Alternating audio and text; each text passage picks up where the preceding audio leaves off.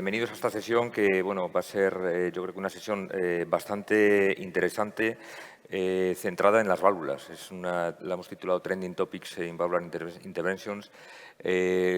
Estoy moderando esta mesa con Nacho Cruz, el presidente electo de la asociación.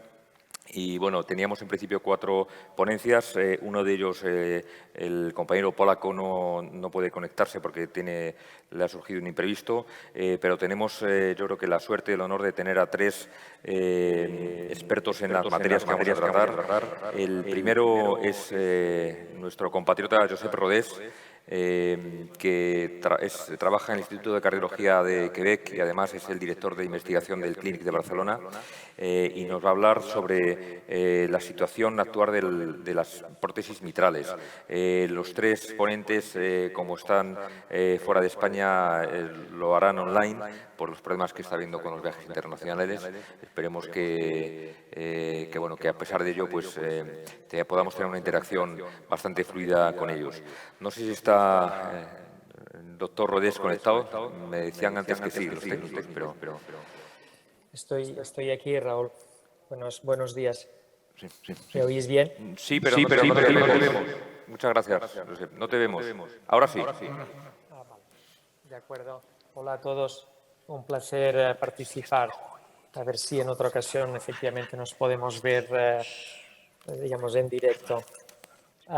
Entonces, en los próximos minutos me gustaría compartir con vosotros algunas de las experiencias y un poco el revisar la literatura en respecto al reemplazo valvular mitral percutáneo.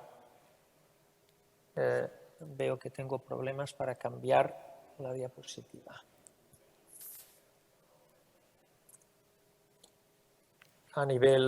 Alguien me tendría que ayudar a nivel técnico porque no sé por qué. Comparto pero he perdido el control de la... No puedo avanzar las diapositivas. No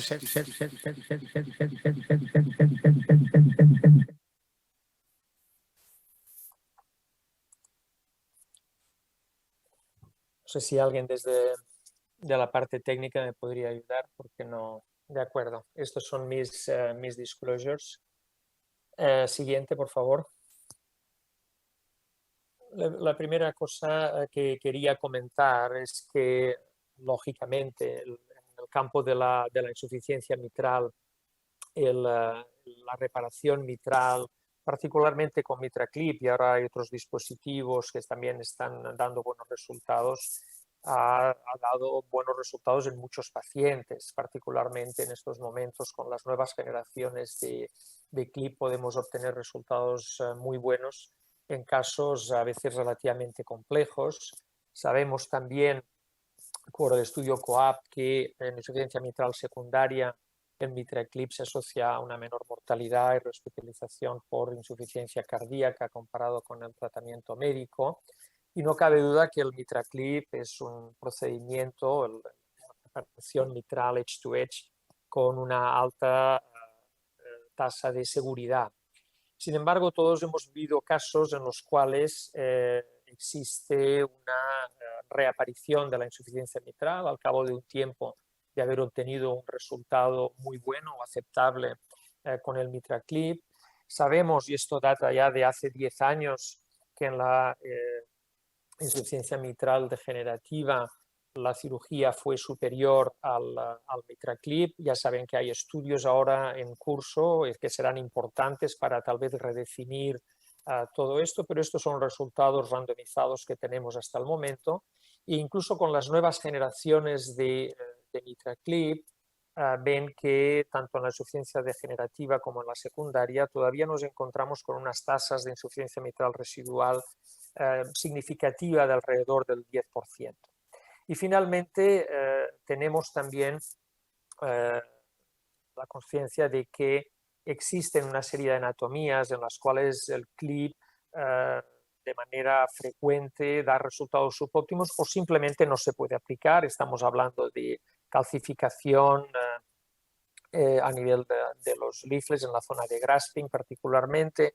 Estamos hablando de válvulas de pequeño tamaño con gaps importantes y sobre todo múltiples, y estamos hablando de un problema frecuente que es esta longitud del leaflet posterior, que a veces puede dificultar mucho o incluso imposibilitar los casos. De manera que el que haya una terapia concomitante o de manera que esto yo creo que cambiará, sigue siendo un aspecto que preocupa, lógicamente, porque puede ser grave, pero yo creo que se ha probablemente exagerado un poco a nivel de la exclusión de pacientes. Los otros dos factores importantes, porque la exclusión de pacientes, yo creo que esta diapositiva que presentaba de Intrepid lo refleja muy bien.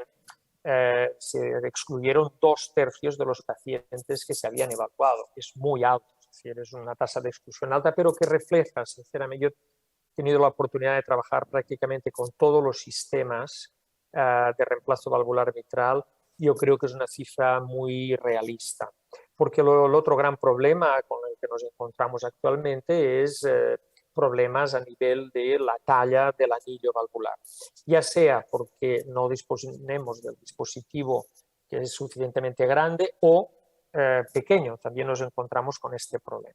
Es decir, que en el futuro todos esperamos pues, que haya muchas más variedad de tallas valvulares, y hablo prácticamente de todos los sistemas, ninguno es perfecto en este sentido, y esto debería también ayudar mucho a reducir esta tasa de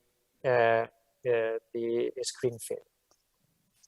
No sé si ahora ya se ve mi presentación o no. Sí, sí. Se ve, se ve.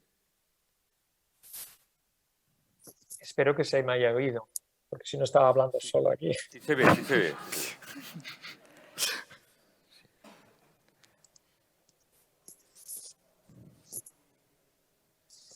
Sí se ve, Josep, sí. Te estamos viendo. ¿Se me oye? Sí, sí, sí. Sí, Ah, vale. No se me oía hasta ahora, ¿eh? sí se oye, se oye. Ah, se oye, vale, vale. Porque si no estaba hablando solo aquí. Sí, sí. Vale, vale. ¿Se ve alguna diapositiva o seguimos sin verla? No, sí, Seguimos, se ve. seguimos. ¿Veis la presentación ahora? Sí, sí. Ah, muy bien, pues venga, vamos a tirar para adelante. Este mundo empezó por razones obvias que ya hemos ido comentando, válvulas muy grandes que precisan sistemas de liberación muy grandes, con difícil acceso por vía transfemoral. Se empezó vía transapical. Los primeros sistemas que se desarrollaron fueron vía transapical, es una vía muy directa, se consigue una coaxialidad óptima en la gran mayoría de casos, y lógicamente a nivel de facilitar el procedimiento era obvio o lógico que se empezara por vía transapical. Problema, como todos sabéis y que lo sabemos muy bien del TAVI, hay un precio a pagar, toracotomía, a problemas de hemostasis a nivel del acceso, que es un precio que en el tipo de pacientes que hacemos puede ser alto. Y es un poco lo que reflejan los estudios hasta ahora. Yo creo que los resultados van a mejorar, pero es un poco lo que digo, reflejan muchos de los estudios. Es decir, esta es una de las primeras válvulas que se utilizó, esta compañía Neovasc. Ven que hay una experiencia, ahora ya con más pacientes, pero esta experiencia con algo menos de 100 pacientes. Ven que los resultados a nivel de leaks al final del procedimiento son muy buenos, con una mortalidad de alrededor del 10%, que es un poco la mortalidad que se ha ido presentando con estos dispositivos por vía transapical. La válvula Intrepid, que como sabéis ahora ya se están empezando a hacer casos por vía transfemoral, pero la gran experiencia de esta válvula fue por vía transapical, que es una válvula de Medtronic, donde tiene como dos capas, una primera capa interna que sería la válvula de 27 milímetros y luego externa entre 43 y 50 milímetros, donde la válvula se va a anclar sobre todo por fuerza radial, pero también en unos pequeños ganchos que supongo que podéis ver, que facilitan la interacción con los leaflets de la válvula mitral y que ayudan a anclar y a retener la válvula en posición. Resultados, de nuevo, a nivel de valve performance muy buenos, una mortalidad algo superior al 10%, en gran parte debido a problemas de sangrado importantes, de acceso y toracotomía. Luego tenemos la válvula Tendyne, que es probablemente la más utilizada actualmente, particularmente en Europa, ya que hace más de un año y medio que ya tiene marca CE. Es la válvula que se fija a nivel del ápex ventricular y resultados con 100 pacientes en esta experiencia inicial, con una mortalidad ya inferior al 10% y de nuevo resultados muy buenos a nivel hemodinámico.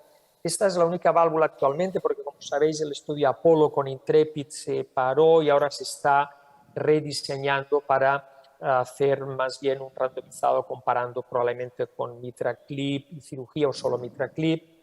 Pero en estos momentos el que está ongoing es el SUMMIT Trial con la válvula Tendyne, que se compara con el MitraClip en pacientes elegibles para las dos tecnologías, y luego hay un brazo de registro con pacientes con calcificación anular severa.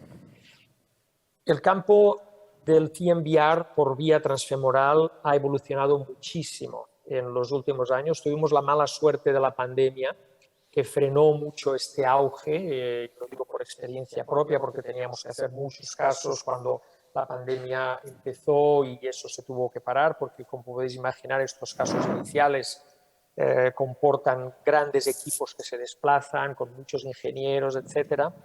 Y a pesar de todo, es un campo que se ha desarrollado mucho y que veréis que en los próximos años, no tengo ninguna duda, va a tomar el liderazgo en el campo del TMVR, junto lógicamente como terapia alternativa al MitraClip. Una de las válvulas que están ya, que se ha probado en bastantes pacientes es la válvula Sapien M3, que se ha utilizado sobre todo en Norteamérica hasta ahora. Y es de hecho, la válvula en sí es una válvula Sapien 3, con una diferencia de que el outer skirt, que está en la parte ventricular, que es más bajo en el TAVI, aquí recubre a nivel externo toda la válvula. Y un poco la parte ingeniosa de este sistema es que para anclar esta válvula se implanta inicialmente un sistema, un DOT de nitinol, alrededor del aparato subvalvular mitral que hace de landing zone. Este es un caso que hicimos hace pocas semanas, uno de los casos que hemos hecho en nuestro centro en Quebec, donde aquí veis la implantación del DOC. Es la parte más difícil del procedimiento. Parece algo muy sencillo, pero es muy complejo porque evidentemente este DOC no puede entremezclarse en las cuerdas tentinosas, tienes que ser muy cuidadoso y la parte ecográfica a veces es sencilla y a veces puede ser muy compleja. Una vez este DOC está instalado y ves que hay una parte que sale incluso a nivel de la aurícula, el procedimiento se simplifica, es decir, es un valving valve, al final un valving ring a nivel mitral con esta válvula M3, con el rapid pacing habitual que todos conocéis. El procedimiento se puede hacer con un introductor de 20 French, que es muy interesante, por vía venosa transfemoral. Este es el resultado a nivel de la fluoroscopia final y este es el resultado de eco de este paciente.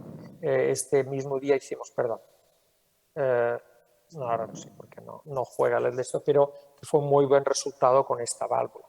Los resultados de la experiencia inicial con 35 pacientes se han reportado, una mortalidad que veis que baja ya del 5%, yo creo que es algo que vamos a ir viendo con los sistemas transfemorales, y una tasa de stroke un poco alta que habrá que ir viendo y siguiendo cuando haya más pacientes, pero lo interesante es que los resultados hemodinámicos son muy buenos, similares a los que se obtenían con otros sistemas transapicales.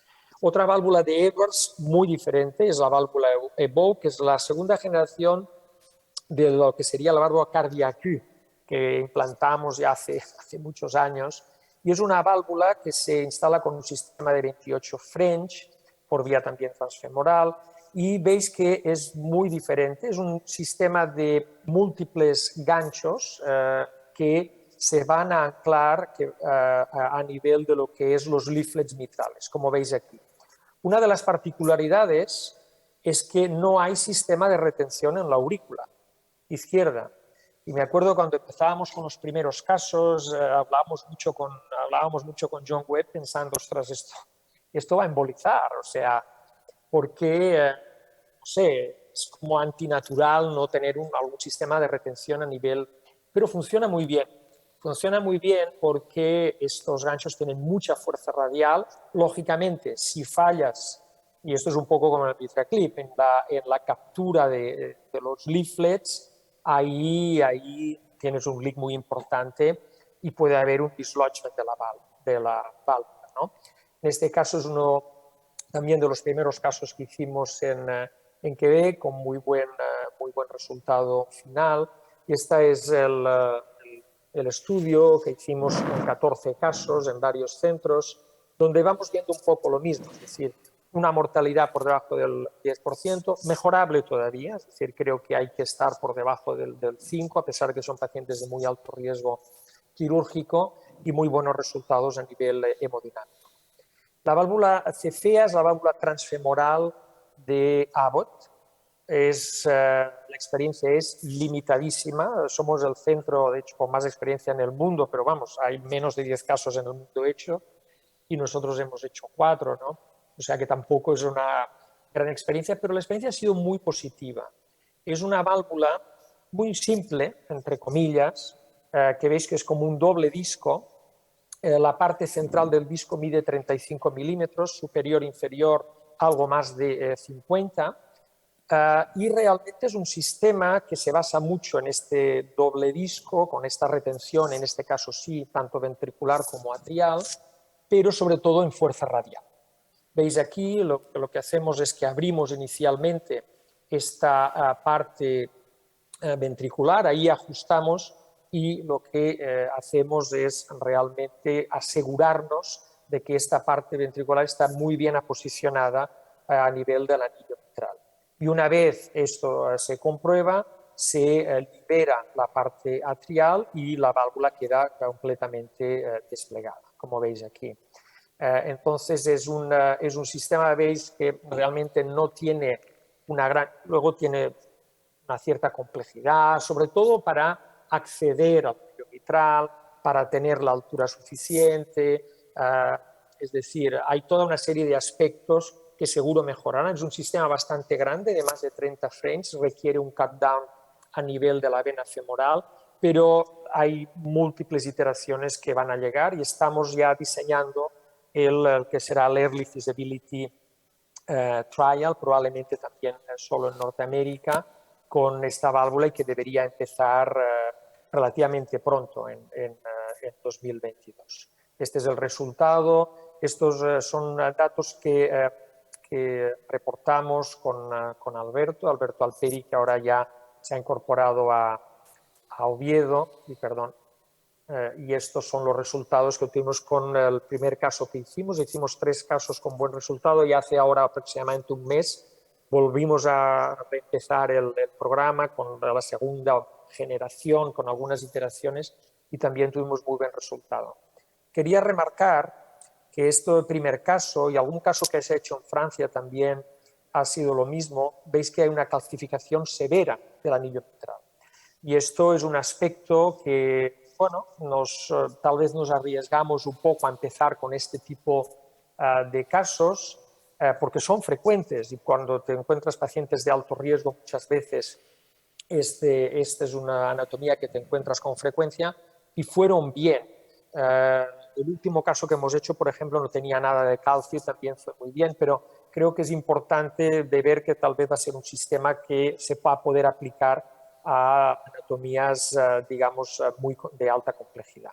Quería ya finalizar brevemente con un sistema que tuvimos la ocasión de hacer el primer caso hace ya más de 2 años, que es el sistema Altaval. El primer caso y los primeros casos se hicieron por vía transapical, es un sistema completamente diferente.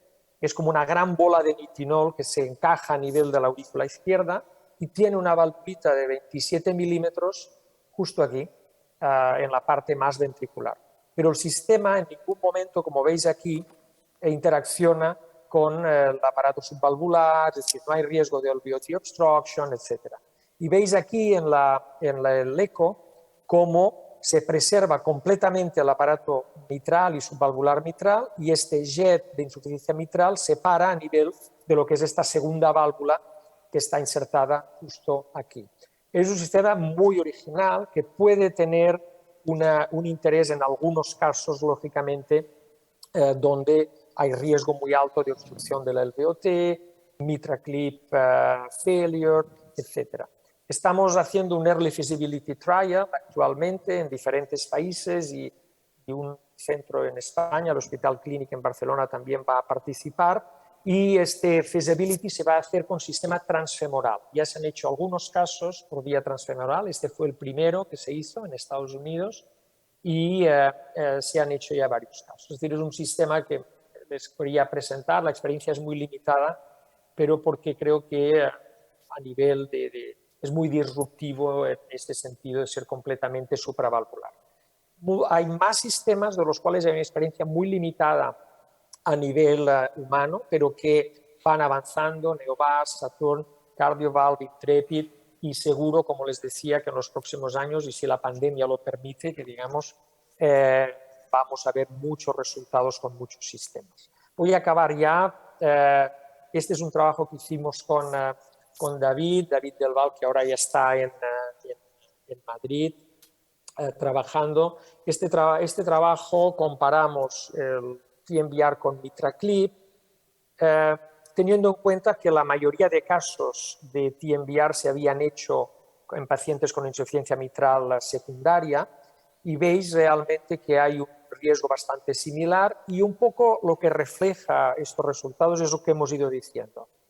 Hay unos mejores resultados a nivel de insuficiencia mitral residual. Yo creo que esto se va reproduciendo con los diferentes sistemas versus el MitraClip, pero nos falla la seguridad y hay más mortalidad y más complicaciones asociados al TMVR. Es decir, hay mucho trabajo a hacer de cara a mejorar esta seguridad. De nuevo, los sistemas transfemorales ya solo por el acceso van a mejorar estos resultados de seguridad, pero yo creo que continuará habiendo un trabajo a hacer respecto al MitraClip. Yo los veo como unas tecnologías complementarias, donde hay unos pros y unos contras.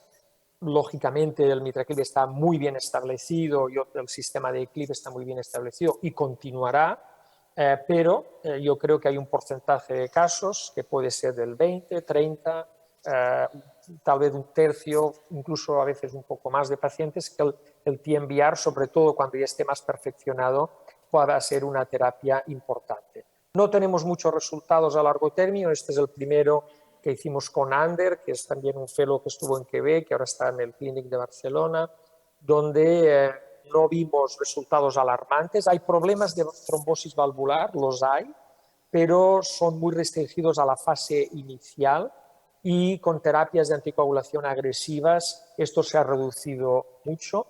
Y lo mismo con Tendyne, son datos que van a salir publicados próximamente y donde veis que hasta 2 años no ha habido fallos estructurales de la válvula, lo cual es importante. Y con esto acabaría. Yo creo que hemos ido hablando ya un poco de estas perspectivas futuras. Evidentemente hay mucho campo de mejora, pero creo que estamos en una posición actualmente donde en los próximos años el desarrollo va a ser muy importante a nivel de sistemas transfemorales que van a ser, bueno, en cierta manera un poco competitivos y complementarios con la terapia de reparación. Muchas gracias y siento la interrupción en medio de la charla. Muchas gracias, Josep. Yo creo que ha sido una charla que a todos siempre este tema nos está estamos siempre atentos a lo que surge y seguro que en el público hay alguna pregunta que te quieran hacer. Mientras tanto, claro, nosotros tenemos la sensación de que las prótesis mitrales tardan y no sabemos si llegarán y tal, pero no hay que perder la perspectiva de que yo creo que hay 10 años de retraso, ¿no?, con respecto a la TAVI, ¿no? Y estamos como, o sea, si la primera TAVI en humanos se puso en el 2002, la primera mitral yo creo que se puso en el 2012, 10 años después, pues yo creo que a pesar de los problemas técnicos debemos ser optimistas y esto en 3, 4 años estaremos poniendo prótesis mitrales en nuestras salas de hemodinámica. Sí, estoy convencido. Es decir, esta transición al transfemoral va a explotar, se va a ir rápido. Hay múltiples feasibility trials que están haciéndose, aparte de algún sistema transapical que todavía se va a seguir utilizando, lógicamente, en casos tal vez más complejos, pero el transfemoral, veis, os he enseñado realmente varias prótesis, todas ellas realmente están funcionando y estamos hablando de la primera generación. O sea, ¿qué dices? Y son casos seleccionados, lo habéis visto, no cabe duda de que este es uno de los hándicaps que tenemos, pero esto va a crecer, va a haber más tallas y toda esta parte tecnológica del acceso, de cómo llegar a la mitral, de cómo obtener una profundidad adecuada ventricular para empezar a abrir la válvula, es decir, todos estos aspectos a nivel tecnológico se han ido implementando y veis además que hay una gran variedad. La válvula M3 que os he enseñado no tiene nada que ver, o sea, con el DOC, con la... De manera que yo soy muy optimista. Tal vez no lo era tanto, pues hace 2 o 3 años, nos pilló la pandemia, ha frenado mucho, Raúl, o sea, estos sistemas, muchos que se desarrollan en Estados Unidos. Allí se frenó todo, bueno, como todos los sitios, y lógicamente hacer este tipo de procedimientos son equipos muy grandes, hay que desplazarlos, pueden entrar o no pueden entrar, etcétera, etcétera. Esto ha sido terrible, terrible para el desarrollo tecnológico. A partir de ahora, en los últimos meses hemos hecho muchísimos casos un poco casi con frenesí, porque estábamos esperando, había pacientes incluso que esperaban hace ya bastante tiempo, que se habían seleccionado, o sea que soy optimista. Sí, bueno, felicidades por la charla, siempre es un placer escucharte y ver todo lo que nos va a traer el futuro. Una pregunta que tengo yo. Bueno, uno de los problemas más grandes que hay para el implante de la prótesis es la obstrucción del tracto de salida. Entonces, ¿qué opinas tú? ¿Por dónde van a ir los tiros? ¿Por modificaciones de la válvula o por actuaciones sobre el tracto de salida? No sé qué va a ser más sencillo, que seamos capaces de modificar el tracto de salida de alguna manera o cambiar el diseño de las válvulas. Yo creo, Ignacio, y aprovecho para saludarte, si el tema tiene que ir por tratar tracto de salida, esto no va a tener futuro. Es decir, esto ya se va a convertir en un procedimiento casi que ya asumes una iatrogenia muy importante y van a ser casos, si eso fuera el caso, casos excepcionales, o sea, porque al final ya vas aumentando el riesgo del procedimiento. Yo creo que ha habido un conservadurismo lógico, porque os decía, CFEA, menos de 10 casos. A ver, todo el mundo quiere que todo salga bien y no tener problemas, etcétera. Pero poco a poco yo creo que iremos arriesgando un poco más. Habéis visto, por eso he pasado también más tiempo con este subestudio de la válvula Intrepid. Estoy convencido porque también lo vemos nosotros que hacemos el cálculo del neo-LVOT y luego pues siempre es un poco más grande, no en todos los casos. Dicho esto, veis que habrá bastantes alternativas. No es lo mismo para la obstrucción la M3 con el DOC que te fija un poco los leaflets y luego pones la Sapien dentro que otros sistemas, ¿no? Es decir, yo creo que incluso CFEA que digamos, te engancha más los leaflets. O sea, yo creo que habrá alternativas para estos casos, algunas válvulas mejores que otras, pero siempre habrá algún caso, y esto también es indudable, cuando te encuentras con esos ventrículos muy pequeños, muy hipertróficos, ves un poco lo que son estos sistemas. son muy grandes. Entonces, siempre habrá una exclusión. Pero yo creo que se ha, por una parte, exagerado a nivel de los rechazos. Y por otra parte, yo creo que tendremos que, en casos de más riesgo, pues habrá sistemas que funcionarán mejor, con menos riesgo. Vale, perfecto. Muy bien. Muy bien. Pues muchas gracias, Josep. Yo creo que ha sido un placer haberte tenido aquí, aunque sea de forma virtual, y muchas gracias por haber estado con nosotros. Gracias. Gracias por la invitación. Un saludo.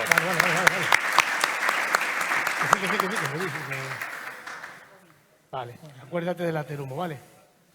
Bueno, como comentamos antes, el doctor Dudek no se ha podido conectar por un problema.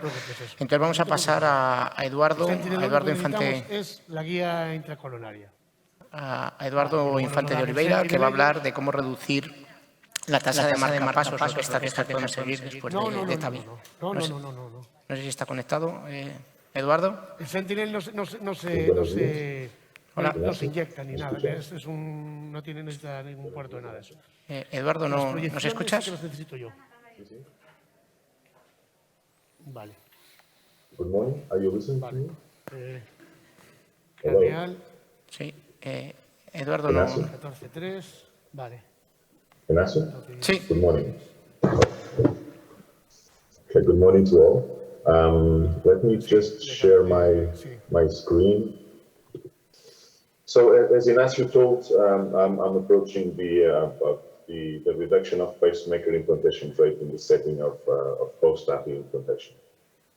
First, let me share with you that it feels kind of intimidating to approach this topic in the presence of Professor Roveig, who is truly the master on this topic, but no, that's life, and nonetheless, we have to move forward. So let me start to say that, So pacemaker implantation is still a major issue in the TAVI setting, and it can range from approximately 5 to 25% of cases. The long-term effect of permanent pacemaker post-TAVI is not fully clarified. The evidence does not show a significant or a clear impact on mortality. However, it impacts in heart failure and LV function recovery. Pacing isn't the only problem. New onset of left bundle branch block post-TAVI impacts significantly on outcomes, namely on all-cause mortality, and is quite frequent. Both should be mitigated, particularly in the new profile of younger patients with lower risk and that have a greater expectancy of life.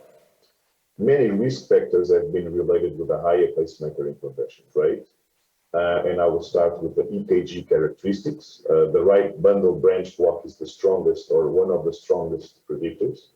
And many centers followed until recently a strategy of pre-TAVI prophylactic pacemaker implantation, especially if this pattern is associated with first-degree AV block or left axis deviation. However, it seems that half of these patients with right bundle block who receive a permanent pacemaker are not pacemaker dependent at long-term follow-up. And then, therefore, based on this fact, the new ESC guidelines do not recommend prophylactic implantation. However, these guidelines also state that special attention should be paid to the progression of conduction abnormalities after the procedure, and that we should follow a low threshold for pacing in these patients. Also, several patient and anatomical characteristics are important, namely the left cusp LVOT calcification, this is a major one, and the short membranous septum. However, these are characteristics that you cannot change. You can work with, you can identify patients with high risk, but you cannot change these factors. And finally, the procedural aspects. Here, self-expandable valves, particularly from the older generations, deeper implantation, oversizing, and balloon post-dilatation, all of these factors contributed to an increased rate of conduction abnormalities. Also importantly is that the sum of these predictors, of these risk factors, potentiates the final risk of pacemaker implantation. As shown in this paper, where an LVOT left calcification associated with the short membranous septum and the low implantations of the valve was associated with a rate of pacing of approximately 80%. What should we do to mitigate this problem? Well, we should start to identify patients with increased risk and adopt measures and techniques to decrease the risk of pacing, but also to monitor these patients more accurately over time. Secondly, we should aim to control modifiable risk factors. And these factors are all related with the procedure. So we should consider carefully what type of valve to implant. We should aim for a high implantation position. We should avoid oversizing and unnecessary post-dilatation. A recent technique that helps to achieve higher implant position is the cusp overlap technique. In this technique, we may achieve a correct alignment of both the annulus and the delivery system and an elongation of the LVOT. CT is used to identify the optimal projection, and the aim is to isolate the non-coronary cusp and overlap the left and right cusps. In this view, the bottom of the cusp is confirmed by the pigtail. And to start, we should position the delivery system disc marker band at the midpoint of the pigtail capital.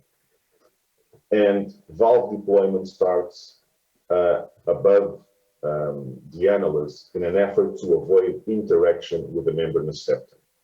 The kinetic energy in the delivery system will permit some forward motion of the valve to just below the annular plane. And when the marker band of the valve is at the third node prior to the annular contact, then we should begin pacing. And here we have some variability. Some operators use 120 to 140, some use higher rates of pacing up to 180. Nonetheless, the valve should be rapidly deployed from the annular contact to just before the point of no recapture. And at this point, we may discontinue or slowly ramp back pacing. To check the valve position, we should use the original view, the cusp overlap, and also an LAO projection to open the arch and to eliminate the parallax at the inflow. We should consider to recapture if we have a depth of less than 1 millimeter, but if you are a very experienced operator, even a depth of 0 may be acceptable.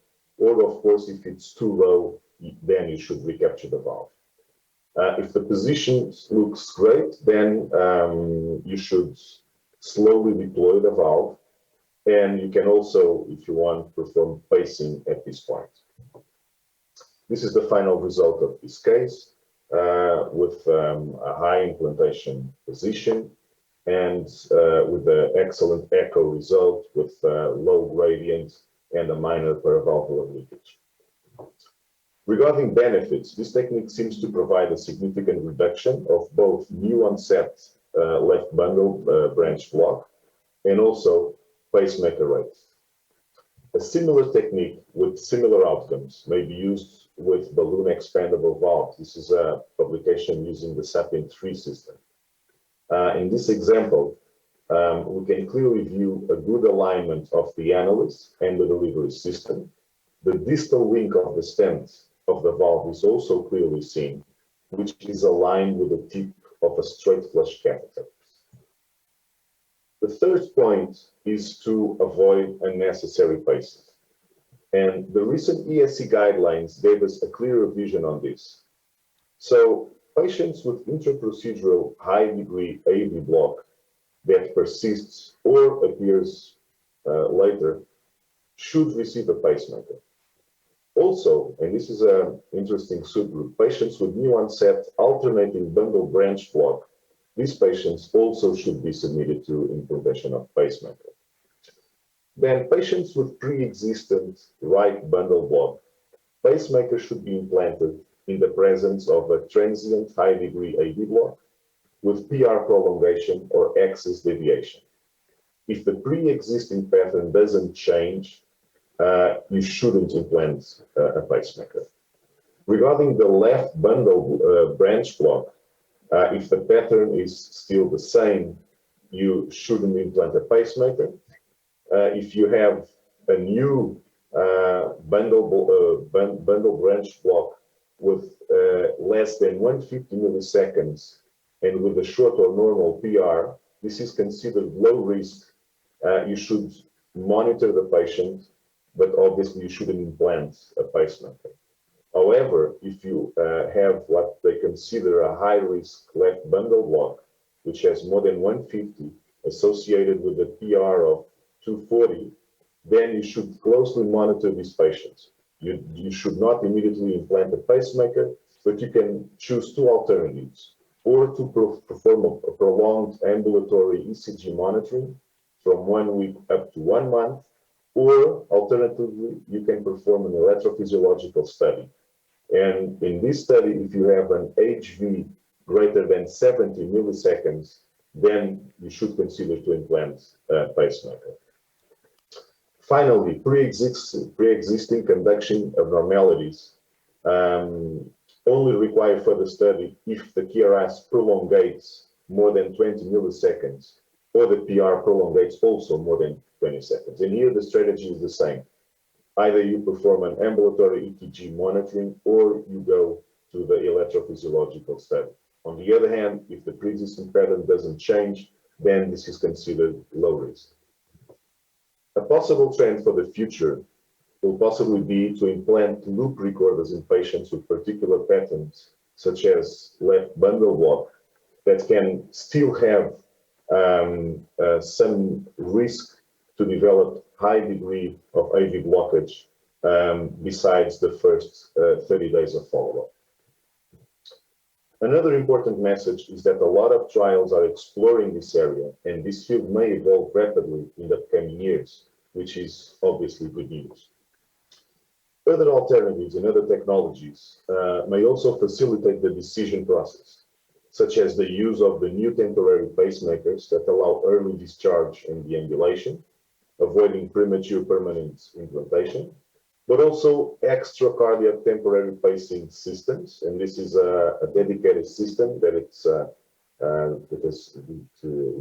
was developed, and it is on the early phase. And this is an improvised extracardiac temporary pacing system connected to a permanent out-of-pocket generator. And finally, the leadless pacemaker, which may be also a very interesting alternative for in this setting. In summary, pacemaker implantation and conduction abnormalities are still a major issue post-AFib. We should identify patients with increased risk. We should control procedural aspects to mitigate the problem, particularly in patients with increased risk, obviously. And we should avoid unnecessary premature permanent pacing, and therefore we should follow the guidelines. Thank you for your attention.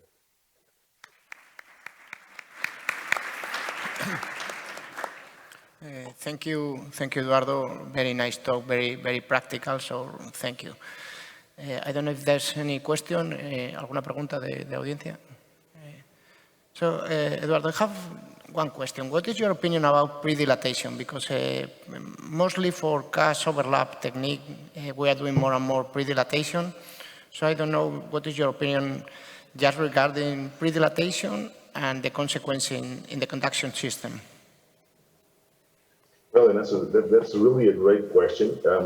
I don't think we have evidence to support an opinion on this, but it shows in the data of the risk factors, it shows clearly that post-dilatation is a very important thing, is a very important factor that increases the rate of conduction abnormalities. So therefore, a strategy of doing a conservative pre-dilatation with a smaller balloon, preparing the LVOT and the annulus to implant the valve may mitigate the need of a post-dilatation. So I assume, and this is mere speculation, that this might be a measure that may reduce the rate of pacemaker implantation. But it needs more evidence, obviously.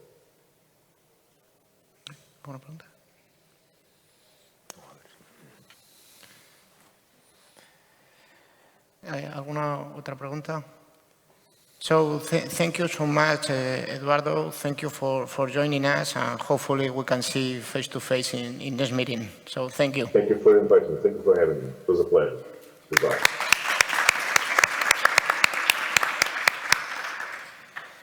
Bien, y para terminar con esta mesa tenemos a nuestro colega italiano Giovanni Esposito. Él es el presidente de la Asociación de Cardiología Intervencionista de Italia y nos va a hablar sobre cómo prevenir y facilitar la intervención coronaria después de la TAVI.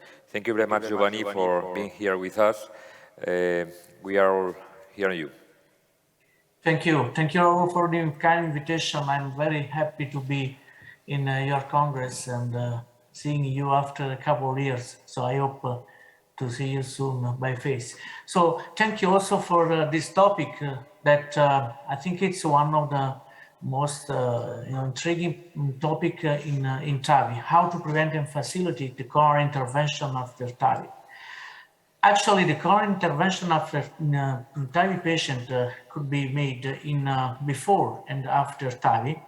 And when we think of CAD management before TAVI, we need to know the prevalence of coronary artery disease, the prognostic role of coronary artery disease, and the treatment of coronary artery disease. Actually, if you see the study that showed the prevalence of coronary artery disease, there is a long range that goes from 48 to 82 in all comer studies. And it changed between inoperable high-risk patient and intermediate risk patient. This is mostly because of the definition of coronary artery disease in this patient. And this is a meta-analysis in 7 studies, more than 2,000 patients, with a prevalence of 52% of the coronary artery disease. And the definition, as you see here, is at least 50% stenosis of the coronary, 2 previous MI or previous PCR capture. So that make more difficult even the definition. And if you see in this study, there is no correlation between the presence of coronary artery disease with this definition and all-cause death in those patients. So it looks like that there is no correlation between the presence of CAD and the prognosis of the patient with aortic stenosis that underwent to TAVI. But when you consider the other outcomes, and this is a meta-analysis of more than almost 40,000 patients, and there is a prevalence of 25% of PCI before TAVI, you see how there is a possibility that there is an increase of the death of 30 days of those patients. And but in some studies this is not very clear. So there is only a message in which that can be possible, and that's why the new guidelines of CAD management, they says that PCI should be considered in patients with the primary indication to undergo TAVI, and the coronary artery diameter stenosis only when is more than 70% in proximal segments, and this is a class 2A level C. So we need studies. There are not too many studies that investigated the topics. And there are two studies that are going.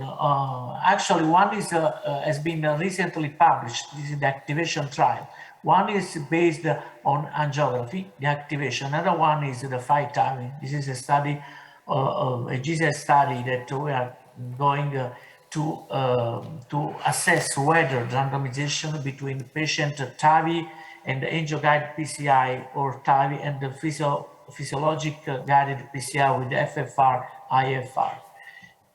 If you see the data of the activation trial, as you can see here, 235 patients with a class less than 2 angina, and at 1 year, the primary composite endpoint occurred in 45% of the 41% of a patient of the PCI arm and 44% of no PCI arms.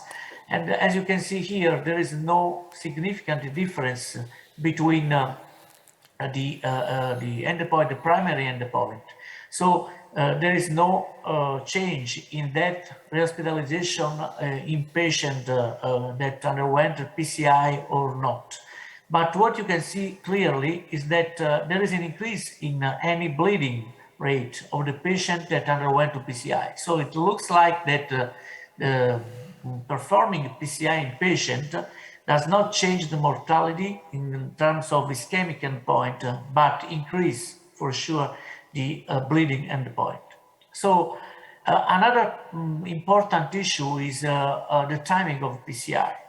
So when you choose that the patient has stenosis, clear stenosis more than 70% in proximal part of the coronary tree, and you have to perform TAVI, you have to choose when do the PCI. So one of possibility is perform PCI in the same setting. You have some disadvantage for this because you extend the time of the procedure, increase the contrast use, and in some countries you lost the reimbursement for PCI. The benefit is that you have the free access to coronary artery, and this is an important point, as we will see later on. But it may increase also the safety of TAVI following the PCI. And also you can avoid repeated vascular access and reducing the bleeding risk and improve the utilization of resource. If you do PCI before TAVI, still you have a free access to coronary, and this is a good point, but you can increase the hemodynamic stability and the procedural safety of the TAVI, and also reduce the contrast compared to concomitant PCI and TAVI. But the disadvantages in this setting is the committed to duct prior the TAVI, and this is can increase still the hemorrhagic bleeding in those patients, and also you have repeated vascular access, and if you need to do a balloon aortic valvuloplasty, you need also a large bore. So this is very an important point. When you address the risk, because you can have also the risk of coronary occlusion during the TAVI. To be honest, the data of the literature says that this is less than 1%.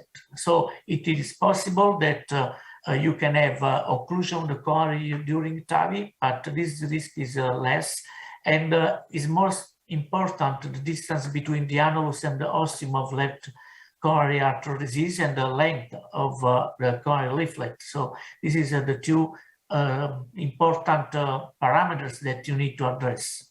But what we see with a frequency much higher is the risk of coronary occlusion in valve-in-valve procedures, and this may range from 2.5 to 3.5%. So it's not rare as in TAVI, in normal TAVI. So most commonly, this is the consequence of the leaflets of the bioprosthetic that is wedged between the valve and the root of the coronary, the aorta, and also may also occur when the bioprosthesis contacts the aortic wall above the coronary ostia, and so this is a very important point. So if you have the wide aortic root sinus, have reduced the risk of the coronary occlusion, so it's very rare. But when you have a narrow coronary sinus, this risk increase very much, and also in valve-in-valve that leads to outward displacement of the leaflets, which can interfere with the coronary artery flow, and this is an important issue that we can have in valve-in-valve procedures. But another point important is the management of the coronary artery disease after TAVI. The prevalence of patient, it's very important. Actually, these procedures are increasing for 4 different reasons, and the point is very important because the time indication are expanding because we are treating a lower risk patient. We have younger patient, And also with the new indication in the new guidelines, we have also, in the near future, we can start to treat asymptomatic with the severe aortic stenosis. And also, according to the data that we have on our trial, also the moderate aortic stenosis with heart failure patient. Also, there is a progressive nature of the coronary disease and the comorbidities that lead to treat patient after TAVI. And mostly of the patient for the progressive nature of a coronary disease may incur in the new acute coronary syndromes. And so this is an important issue in patients with the previous TAVI. And also with the progression of a coronary disease, we can have also the delayed coronary occlusion that it's also may be a very important factor. This is a study by Giulio Stefanini, a recent study, which it takes the incidence of unplayed PCI in patient following TAVI. And if you, as you can see here in this study, in 133 patients, the incidence of PCI was highest during the first week after TAVI. This is for acute occlusion of the coronary artery 3, and then declined over time. Overall, the majority of patients underwent the PCI due an acute coronary syndrome, so most of it, and the PCI success was reported in many cases with no significant difference between the patient treated with the balloon expandable or self-expandable. And as you can see here, you can see how it changed the nature of the disease, of the coronary artery disease. In the first period, so in the first week and the first part of the following the TAVI, you see how acute coronary syndrome is prevalent, while following the first year, most of the patients underwent PCI for stable coronary artery disease. So this is an important point that we need to know. Which is the most difficult of the, in treating those patients? The problem, one of the main problem of this patient is mostly because of the reduction, actually the interaction between the valve and the coronary ostia. Actually, we divide the valve between the function of the valve itself, and we distinguish valve between intra-annular function and supra-annular function. But however, one of the most important point is also to treat coronary artery disease following TAVI, also the presence of open cell or closed cells, because this can make the difference later on. And there are several factors that impact on the coronary access after TAVI, and there are either anatomical or device-related factors.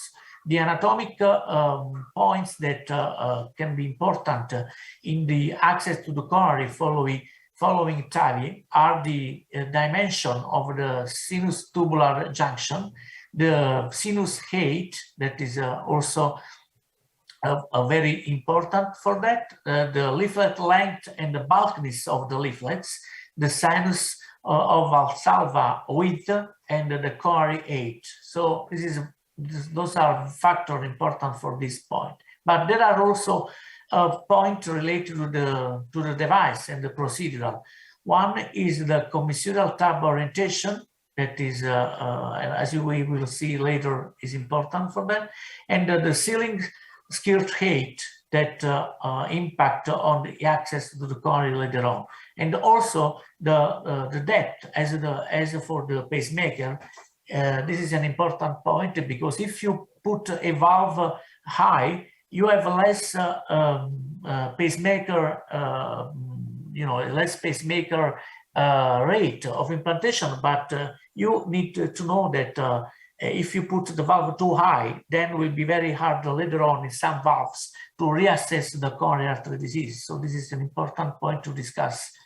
And so according to these characteristics, either anatomical or procedural, you may access the coronary with the different techniques and different catheter.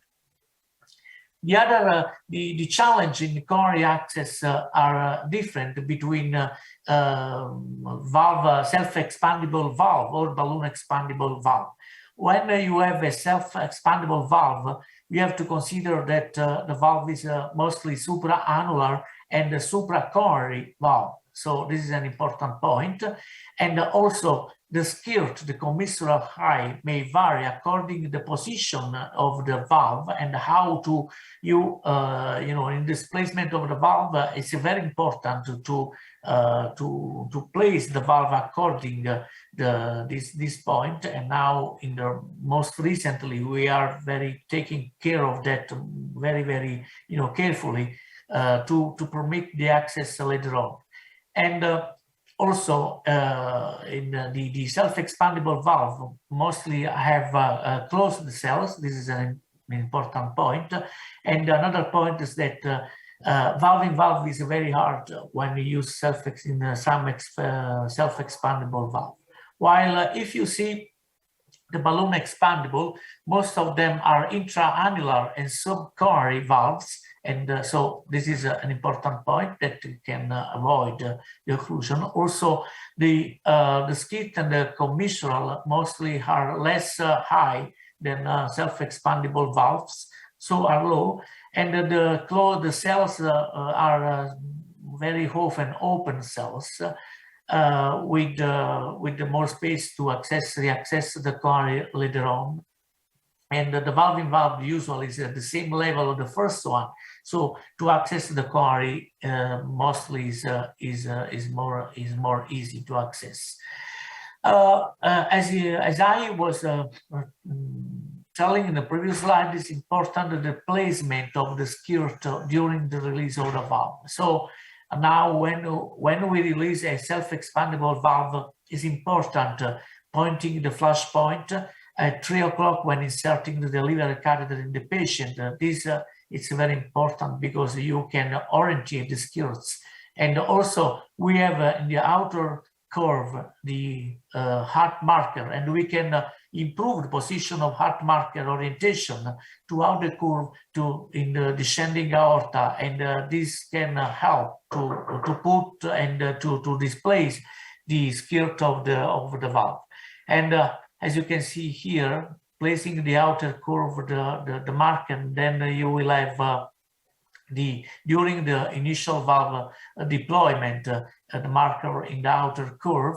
And also, as we have seen in the previous in the Eduardo presentation, with the cusp coplanar view, we can also have a more accurate position, and we can easily position the valve to permit later on the access to coronary artery disease. This is an important study registry that we are having between Portugal, Spain, and Italy, and I think according with our societies, and I think this will give important data for this point. Is the coronary access after TAVI, the CAVIAT registry, and the study design is a prospective observational and the multi-center study with 600 patient territory sites that will have the endpoint is the selective cannulation immediately after the TAVI delivery, and it will be very important to show the accurate prevalence of selective coronary cannulation among TAVI patients, and then it will be possible to comparing the lowest performing TAVI with the others, and also the clinical impact at 1 year of in this clinical important setting. So this is my last slide.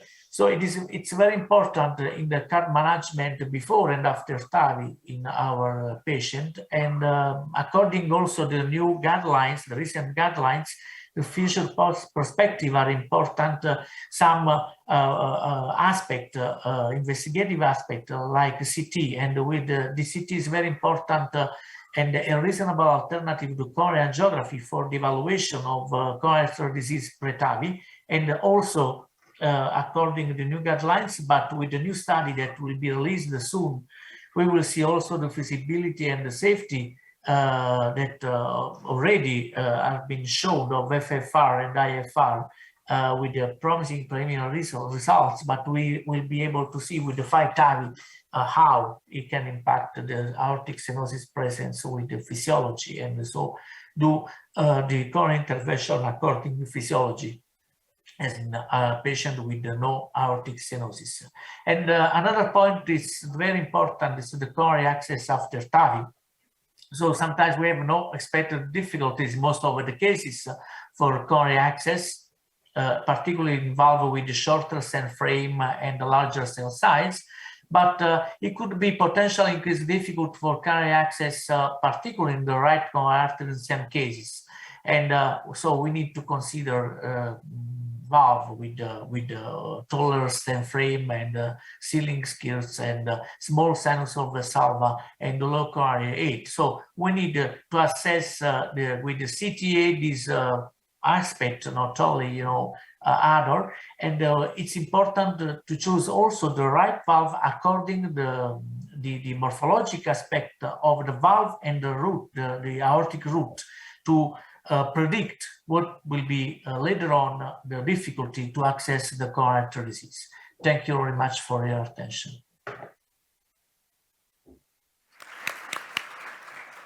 Thank you, Giovanni, for this excellent and very practical presentation. I don't know if there is any question in the audience. Giovanni, when you decide to protect the coronary artery because the risk of occlusion is theoretically high, what do you usually do? Only with the guiding catheter, with the wire, with the stent distally to the origin of what is the practical mode of protecting the arteries? Yeah, this is an important question, Raul, because actually, especially in some valve-in-valve procedure in which you have, bioprosthesis, and in which you can predict according to the model of the valve that the coronary artery disease can be, the coronary could be, an increased risk of occlusion. We put already not only the guiding catheter, we put already the stent inside the coronary vessel, because later on it could be difficult to even place the stents later, even if you have the catheter and you have the guide, then it not will be easy to insert the stent later on. So it's when we have high risk valve-in-valve, we already put the stent as a protection, and then we'll check whether we need to release the stent later or not. And another point is to do a valve, a balloon in a pre-procedure, and to predict the leaflets closer to the coronary ischemium, and inject. We do a kind of valvuloplasty, you say, and you can see also predict if there will be a coronary obstruction when you have a small sinus and you have a lower higher coronary artery. Thank you. Giovanni, thank you for your presentation. Excellent. Just one quick question. Now we are treating more and more patients. We are expanding the indication to younger patients. So in your clinical daily practice, what are you doing? You are selecting the valves based on the possible risk of coronary artery disease. I'm talking about long term. I mean, if you are treating, for example, a 70-year-old male, are you going to change the prosthesis that you are going to pick, or just go ahead with the one that you have more experience? Yes, this is very important. Yeah, we are changing our clinical practice, especially for younger patients, because if you, according to the age of the patient, you know already that you may need the access to coronary artery disease, but also because then you need to perform a valve-in-valve procedure, and as we see in the presentation, that the valve-in-valve then will end with the more complex access to coronary artery disease. Usually we use in younger patient balloon expandable valve, and with lower skills, and with that will permit later on also, if you need the valve-in-valve procedure, to have access to coronary artery disease. So I think that in those patients, this is an important point to consider, and to reaccess for the probability to do a valve-in-valve procedure and also to need the access to the coronary artery disease later. Great. So thank you so much for joining us, and very nice presentation. So Thank you very much. Bueno, con esto damos por concluido sorprendentemente en tiempo la sesión. Tenemos de verdad media hora para café y a las 12 volvemos para los casos en directo. Gracias.